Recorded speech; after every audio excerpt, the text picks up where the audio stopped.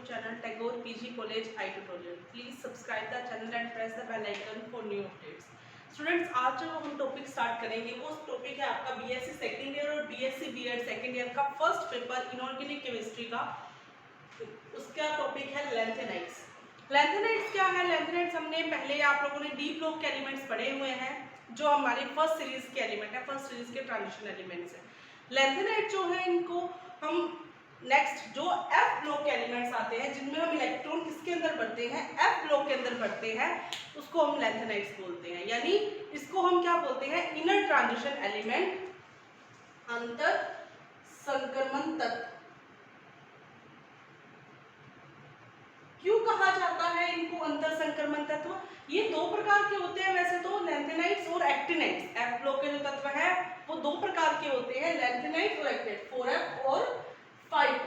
ये दो प्रकार के होते हैं। ये जो 4f वाले होते हैं वो लैंथेनाइड्स होते हैं और जो 5f वाले होते हैं वो होते हैं एक्टिनाइड्स। ये दो प्रकार के हमारे लैंथेनाइड्स होते हैं, एक्टिनाइड्स और लैंथेनाइड्स। ये एफ ब्लॉक के एलिमेंट है, इनको हम बोलते हैं inner transition element. Inner transition element क्यों कहा जाता है? क्योंकि बेटा जो डी ब्लॉक के एलिमेंट होते हैं, डी ब्लॉक के जो एलिमेंट होता है उसके अंदर n-1d कक्षक और n-d, ये दो प्रकार के कक्षक होते हैं। इनको हम बोलते हैं ट्रांजिशन एलिमेंट यानी संक्रमण तत्व।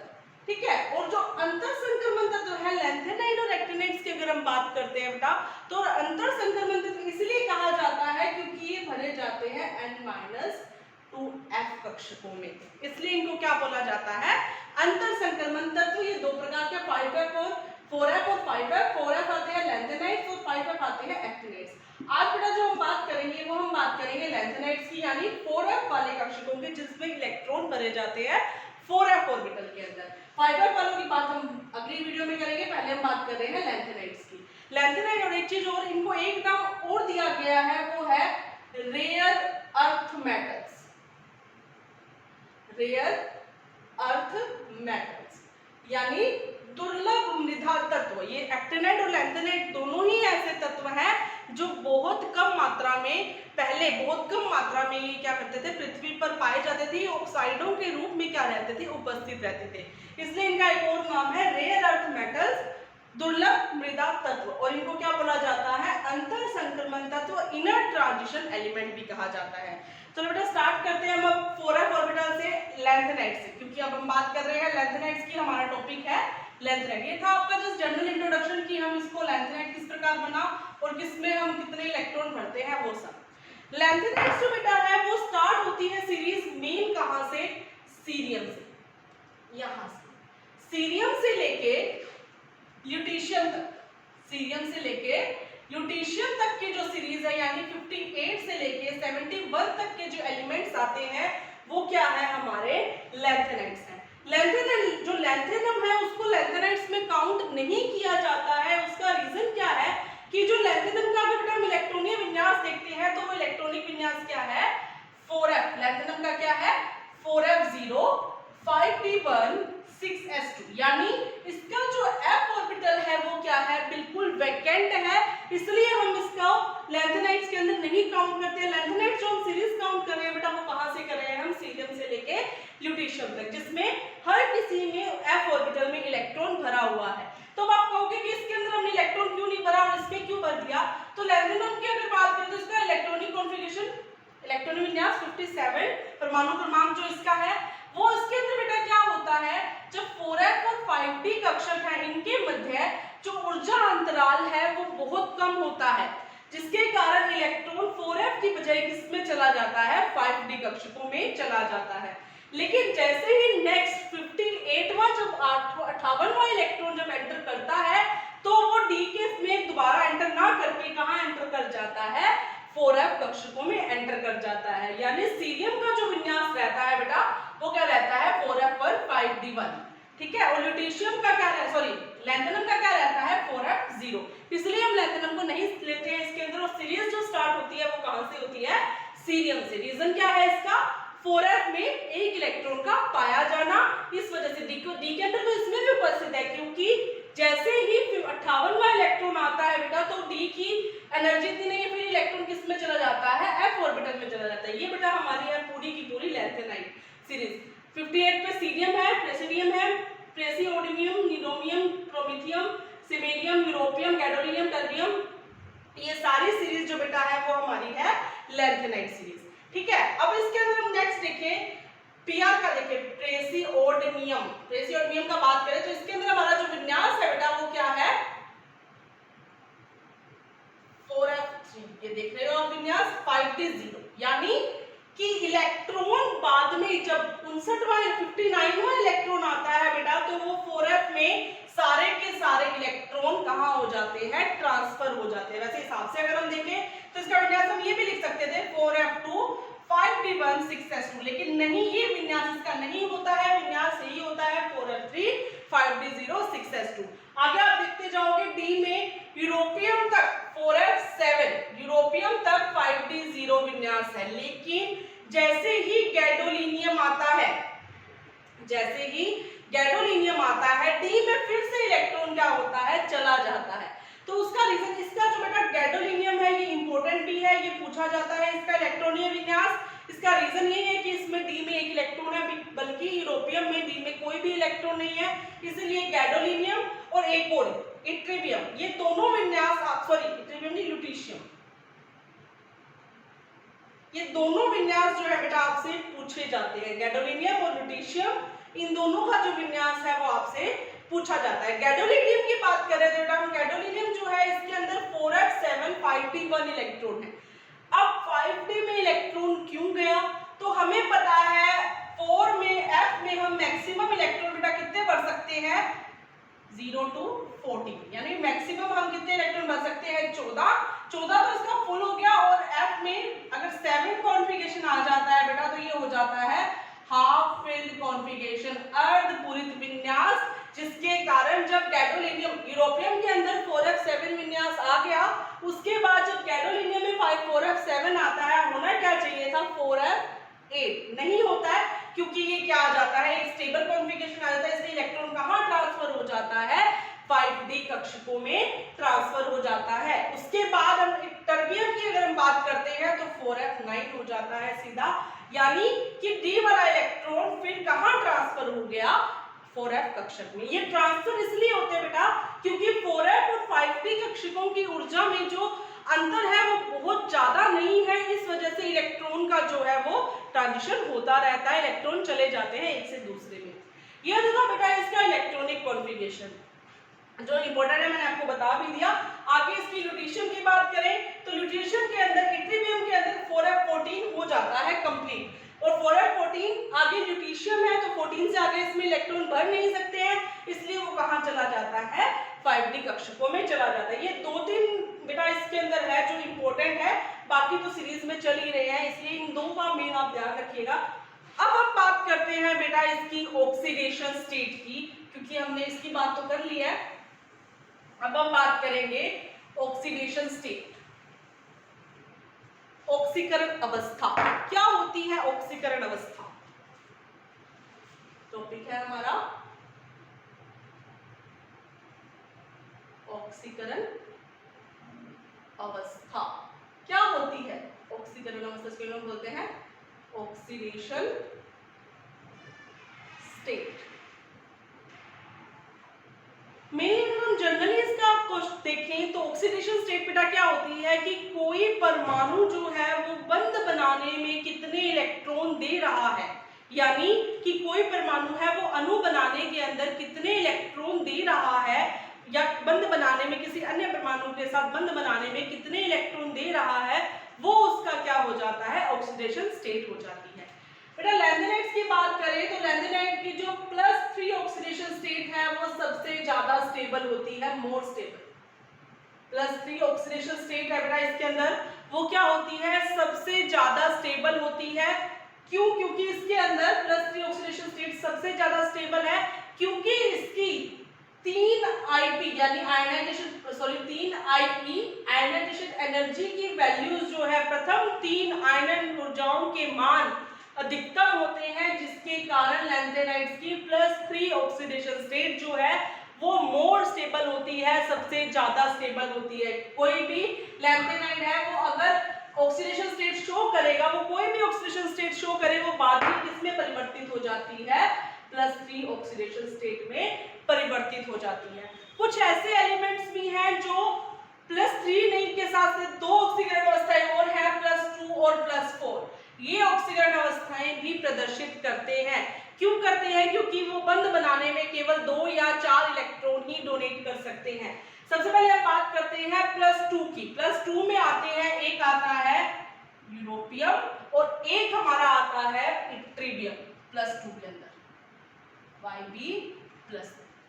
ये देखो अब यहां देखते हैं हम यूरोपियम की बात करते हैं। मैंने बोला है ये +2 ऑक्सीकरण अवस्था को प्रदर्शित कर रहा है। यूरोपियम के अंदर अगर मैं 6s2 का एक इलेक्ट्रॉन निकाल दूं, यूरोपियम की अगर हम बात करते हैं बेटा, तो यूरोपियम का इलेक्ट्रॉनिक कॉन्फ़िगरेशन क्या है? Xe 4f7 5d0 6s2। और इसी तरह से इट्रीबियम की अगर हम बात करें तो Xe 4f14 5d0 6s2। ये इनका इलेक्ट्रॉनिक कॉन्फ़िगरेशन है। और मैंने ये बोला है जो यूरोपियम और इट्रीबियम है ये दोनों ही +2 ऑक्सीकरण अवस्थाएं प्रदर्शित कर रहे हैं। तो इसका कारण क्या है कि इसमें हाफ फील्ड कॉन्फ़िगरेशन है और इसके अंदर फुल फील्ड कॉन्फ़िगरेशन है। यानी हम इसके अंदर अगर +2 स्टेट इनकी निकाल लें तो इसमें दोनों में 0 0 हो जाएगा। उसके बाद 4f7 और 4f14 ये दो ही स्टेट इसके अंदर बच जाएंगी जो एक स्टेबल कॉन्फ़िगरेशन है। क्योंकि हमें पता है कि F में हम मैक्सिमम कितने इलेक्ट्रॉन भर सकते हैं? 14, और ये इसका हाफ फील्ड कॉन्फ़िगरेशन है। इसीलिए यूरोपियम और इट्रीबियम ऐसे दो एलिमेंट हैं जो +2 ऑक्सीकरण अवस्था को ज्यादा प्रदर्शित कर सकते हैं। या हम ये कह सकते हैं कि ये बंध बनाने में केवल 2 इलेक्ट्रॉन का ही योगदान देते हैं। अब हम बात करते हैं +4 की। तो +4 में एक जो नाम आता है वो आता है सीरियम +4 का, और दूसरा जो नाम आता है वो आता है टर्बियम का, Tb+4। अब हम इनका इलेक्ट्रॉनिक विन्यास देख लेते हैं। सीरियम की बात करें तो सीरियम के अंदर Xe 4f1 5d1 6s2। और टर्बियम की बात करें तो टर्बियम के अंदर बेटा Xe 4f9 5d0 6s2, ये विन्यास आ जाते हैं।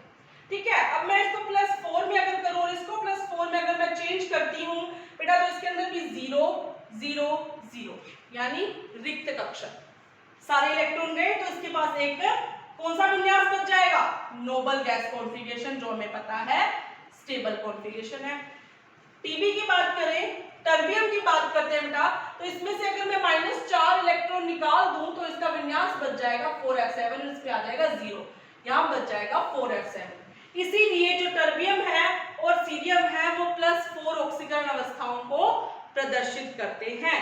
मेनली दोबारा सुनिए, जो मेन ऑक्सीडेशन स्टेट है, स्टेबल ऑक्सीडेशन स्टेट है, वो कौन सी है? +3, जो बहुत ही ज्यादा स्टेबल है। रीजन क्या है? इसकी प्रथम 3 आयनन ऊर्जाओं के मान क्या होते हैं? अधिकतम होते हैं। इस वजह से इसकी +3 ऑक्सीडेशन स्टेट स्टेबल है। ये मैंने आपको अपवाद बता दिया +2 और +4 के, और रीजन भी बता दिया। या तो रिक्त कक्षक होंगे बेटा, या अर्धपूरित होंगे, या पूर्ण पूरित कक्षक जब उपस्थित होंगे, वैकेंट, फुलफिल्ड या हाफ फिल्ड, जब इलेक्ट्रॉन उसके अंदर प्रेजेंट होंगे तभी वो +3 के अलावा ऑक्सीडेशन स्टेट को क्या करेगा? प्रदर्शित करेगा। अगर हम इसका सॉल्यूशन बना देते हैं, जलीय सॉल्यूशन बना देते हैं, एक्वा सॉल्यूशन बना देते हैं, तो ये स्टेट्स भी किसमें चेंज हो जाती है? +3 ऑक्सीडेशन स्टेट में चेंज हो जाती है। ठीक है, अब बात करते हैं नेक्स्ट हम, ये तो थे हमारे ऑक्सीडेशन स्टेट्स और इनके जो इलेक्ट्रॉनिक कॉन्फ़िगरेशन है उनसे रिलेटेड बात। अब हम बात करेंगे इनकी कुछ आवर्ती गुणों के बारे में कि आवर्त सारणी में इनके जो गुण हैं वो किस प्रकार प्रदर्शित होते हैं।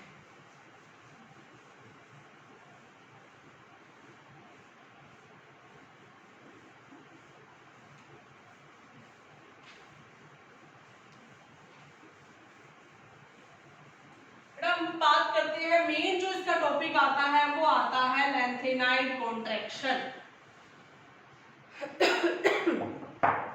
मेन जो टॉपिक है बेटा हमारा वो है लैंथेनाइड संकुचन, लैंथेनाइड कॉन्ट्रैक्शन जिसको हम बोलते हैं।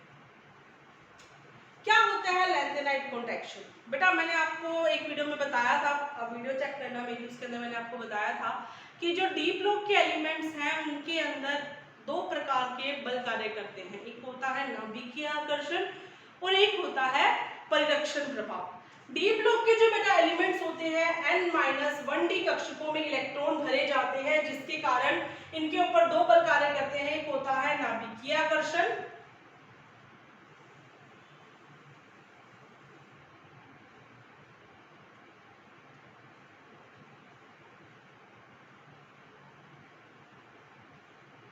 और दूसरा बल जो होता है बेटा वो होता है परिरक्षण प्रभाव। ठीक है, ये दो बल इसके अंदर कार्य कर रहे थे। तो मैंने आपको एक चीज भी बताई थी कि जो संक्रमण तत्व है डी ब्लॉक के जो एलिमेंट्स है बेटा वो क्या करते हैं, जब हम अब लेफ्ट टू राइट जाते हैं तो उनकी आयनन ऊर्जा ना तो बहुत बढ़ पाती है और ना ही घट पाती है, क्योंकि ये दोनों प्रभाव एक दूसरे को क्या कर देते हैं, संतुलित कर देते हैं, जिसकी वजह से उनकी जो रेडियाई है वो ना तो बहुत बढ़ पाती है और ना ही घट पाती है। नाभिकीय आकर्षण नाभिक के द्वारा लगाया गया आकर्षण जो इलेक्ट्रॉन को अपनी ओर खींचने के लिए लगाया जाता है, और परिरक्षण प्रभाव वो है जो बाह्यतम कोश में उपस्थित इलेक्ट्रॉन और अंदर वाली साइड पर उपस्थित इलेक्ट्रॉन एक दूसरे को क्या करते हैं, प्रतिकर्षित करते हैं। यानी ये कौन सा प्रभाव हो गया, प्रतिकर्षण का प्रभाव हो गया। तो ये दोनों जहां एक दूसरे को संतुलित कर देंगे, स्टेबल कर देंगे, वहां पर एटॉमिक रेडियाई जो है या आयनिक रेडियाई जो है वो वहां पर क्या हो जाती है, स्टेबल हो जाती है। लेकिन जो एफ ब्लॉक के एलिमेंट्स है बेटा, एफ ब्लॉक के जो तत्व है उनके अंदर ऐसा नहीं होता है। मैंने आपको पहले भी बताया है, ये भरे जाते हैं n-2f कक्षकों में जो d से भी इनर साइड में उपस्थित होते हैं। तो बेटा इसके अंदर क्या होता है, जब इलेक्ट्रॉन भरे जाएंगे, जब इलेक्ट्रॉन भरे जाते हैं तो ये दो बल तो फिर कार्य करेंगे, नाभिकीय आकर्षण भी करेगा और परिरक्षण प्रभाव भी करेगा। लेकिन F ब्लॉक बहुत इनर साइड उपस्थित होने के कारण इसके अंदर परिरक्षण प्रभाव जो है, शील्डिंग इफेक्ट जो है बेटा वो प्रभावी नहीं हो पाता, जितना नाभिकीय आकर्षण जो है, न्यूक्लियर अट्रैक्शन जो है वो क्या हो जाता है, इफेक्टिव हो जाता है, न्यूक्लियर अट्रैक्शन। इस न्यूक्लियर अट्रैक्शन के बढ़ने की वजह से बेटा क्या होगा, जैसे परिरक्षण प्रभाव क्यों नहीं बढ़ता है, क्योंकि जो f ऑर्बिटल है वो बहुत इनर साइड में उपस्थित होता है, जिसके कारण बाह्यतम कोश में उपस्थित इलेक्ट्रॉन और इनर के इलेक्ट्रॉनों में इतना ज्यादा प्रतिकर्षण नहीं हो पाता, जितना ज्यादा नाभिकीय आकर्षण जो है वो प्रभावी हो जाता है। नाभिकीय आकर्षण जो है वो क्या हो जाता है बेटा, प्रभावी हो जाता है। और नाभिकीय आकर्षण जब हमें पता है अगर प्रभावी होगा तो इलेक्ट्रॉन को वो अपनी ओर आकर्षित करेगा, जिसके कारण अगर नाभिक है, मान लो यहाँ पर हमारे पास एक ऐसे उपस्थित है, ये हमारे पास न्यूक्लियस है और हमने यहाँ पर इलेक्ट्रॉन भर, बहुत ही बाहर हमारे यहाँ पर एक और इलेक्ट्रॉन कक्षक में इलेक्ट्रॉन उपस्थित है, तो यहाँ पर ये प्रभाव बेटा ज्यादा प्रभावी नहीं होगा। कौन सा प्रभाव ज्यादा प्रभावी हो जाएगा, नाभिकीय आकर्षण वाला, जिसके कारण जो लैंथेनाइड्स है उनका आकार जो है बेटा क्या होता जाता है, छोटा होता जाता है संकुचन के कारण। वो संकुचन किस कारण होता है, नाभिकीय आकर्षण के प्रभावी होने के कारण परिरक्षण प्रभाव का प्रभाव जो है वो खत्म हो जाता है, जिसके कारण नाभिकीय आकर्षण बढ़ जाता है। और जो लैंथेनाइड्स हैं जब हम ऊपर से नीचे जाते हैं तो उनका आकार जो है बेटा वो क्या होता जाता है, छोटा होता जाता है। उनका आकार क्या होता जाता है, छोटा होता जाता है, जिसकी वजह से क्या है, लैंथेनाइट कॉन्ट्रैक्शन है। ये मोस्ट इंपोर्टेंट टॉपिक है, बहुत इंपोर्टेंट टॉपिक है, पूछा भी जाता है एग्जाम्स के अंदर। ठीक है, ये तो थी हमारी लैंथेनाइट संकुचन, जिसके द्वारा हमने ये भी बात कर ली कि इनकी परमाणु आयनिक त्रिज्या पर क्या प्रभाव पड़ता है। परमाणु आयनिक त्रिज्या की बेटा अगर हम नॉर्मल बात करते हैं कि जब हम एक वर्ग में ऊपर से नीचे जाते हैं, एक वर्ग में, वर्ग क्या है, जब हम अप टू डाउन जाते हैं ग्रुप के अंदर, जब हम ग्रुप में अप टू डाउन जाएंगे तो परमाणुीय त्रिज्या और एटॉमिक रेडियाई जो है वो क्या होती है, इंक्रीज होती है, because number of shells increase होते हैं। लेकिन लैंथेनाइट के अंदर ऐसा नहीं है। जब हम ऊपर से नीचे जाते हैं तो लैंथेनाइट संकुचन के कारण इनकी जो एटॉमिक रेडियाई है वो क्या होती जाती है, घटती जाती है। किसके कारण, लैंथेनाइट कॉन्ट्रैक्शन के कारण। ठीक है, अब बेटा हम बात करते हैं सेकंड जो इसका टॉपिक आता है वो आता है, नेक्स्ट जो टॉपिक आता है वो आता है इनकी डेंसिटी, इनका घनत्व। क्या होता है घनत्व? मेनली हम वेट से भी ले लेते हैं इसको कि कोई तत्व जितना हैवी है, ठीक है, उस टाइप से। तो इनका जो घनत्व है बेटा लैंथेनाइड संकुचन के कारण आकार छोटा हो जाता है, लेकिन इलेक्ट्रॉन तो उसके अंदर भरे हुए हैं, तो इनका जो घनत्व है बेटा वो सेकेंड और थर्ड ट्रांजिशन सीरीज जो होती है उनसे भी लगभग 2 गुना या 3 गुना हो जाते हैं। ठीक है, नेक्स्ट हम बात करते हैं इसकी क्षारीय प्रवृत्ति की, बेसिसिटी की। लुईस ने एक कॉन्सेप्ट दिया था, जो इलेक्ट्रॉन डोनेट करे, जो इलेक्ट्रॉन को क्या करे, डोनेट करे बेटा, वो क्या है, क्षार होते हैं। जो इलेक्ट्रॉन को डोनेट करते हैं वो किनकी प्रवृत्ति क्या होती है, बेसिक नेचर के होते हैं, क्षारीय प्रवृत्ति के होते हैं। तो बेटा जो लैंथेनाइड्स है वो +3 तक इलेक्ट्रॉन को, हमें पता है +2b +4b क्या करते हैं, इलेक्ट्रॉन डोनेट करते हैं। लेकिन इनके जो क्षारीय प्रवृत्ति है वो सीरियम से लेके ल्यूटीशियम तक क्या होती जाती है, घटती जा रही है। यानी सीरियम से लेके लुटीशियम तक के जो लैंथेनाइड्स हैं उनकी क्षारीय प्रवृत्ति की अगर हम बात करें तो वो क्षारीय प्रवृत्ति क्या होती है बेटा, घटती जाती है। ठीक है, इसका रीजन भी ये है कि इसके अंदर लैंथेनाइड कॉन्ट्रैक्शन बढ़ता जाता है। लैंथेनाइड कॉन्ट्रैक्शन के कारण जो इलेक्ट्रॉन है वो क्या, आकर्षित रहते हैं, और आकर्षित रहने की वजह से वो इजीली बाहर नहीं जा सकते हैं, जिसके कारण इनकी क्षारीय प्रवृत्ति जो है वो ऊपर से नीचे जाने पर क्या होती जाती है, घटती जाती है। दोबारा सुनिए, सीरियम से लुटीशियम तक इसकी क्षारीय प्रवृत्ति घटती जाती है। उसका रीजन क्या है, रीजन यही है लैंथेनाइड कॉन्ट्रैक्शन, लैंथेनाइड संकुचन। क्योंकि लैंथेनाइड संकुचन के कारण इलेक्ट्रॉन डोनेट करना क्या हो जाता है, मुश्किल हो जाता है, क्योंकि नाभिकीय आकर्षण जो है इसके अंदर क्या होता है बेटा, बढ़ता जाता है, जिसके कारण इलेक्ट्रॉन जो है वो इजीली बाहर नहीं आ सकते हैं। इसके बाद अगर हम बात करें तो बेटा नेक्स्ट टॉपिक आपका आता है इसके अंदर आयनन विभव, आयनाइजेशन पोटेंशियल। आयनन विभव की बात करें तो आयनन विभव क्या था कि किसी बाह्यतम कोश में उपस्थित इलेक्ट्रॉन को नाभिक से अनंत दूरी तक ले जाने के लिए दी गई ऊर्जा वही थी। तो ये जो ऊर्जा है बेटा, मेनली जब हम एक ग्रुप में ऊपर से नीचे जाते हैं तो आयनन विभव जो है वो क्या होता है, इंक्रीज होता है, नॉर्मली अगर हम देखते हैं तो। लेकिन लैंथेनाइड्स के अंदर जो आयनन विभव है वो ऊपर से नीचे जाने पर क्या होता है, घटता है। किसके कारण, लैंथेनाइड संकुचन के कारण। तो बेटा लैंथेनाइड जो है वो मेनली डिपेंड है, मेनली जो टॉपिक है इसके अंदर वो यही आता है, लैंथेनाइड कॉन्ट्रैक्शन, जिसके कारण इसकी सब प्रवृत्तियां जो है वो क्या होती है, प्रवर्तित होती रहती है। बेटा इसके अंदर 2 टॉपिक मोस्ट इंपोर्टेंट है, वो है एक है ऑक्सीडेशन स्टेट जो मैंने आपको अच्छे से बताया है, सेकेंड इसके अंदर आता है लैंथेनाइड कॉन्ट्रैक्शन। ये था हमारा आज का topic lanthanides. Thank you so much.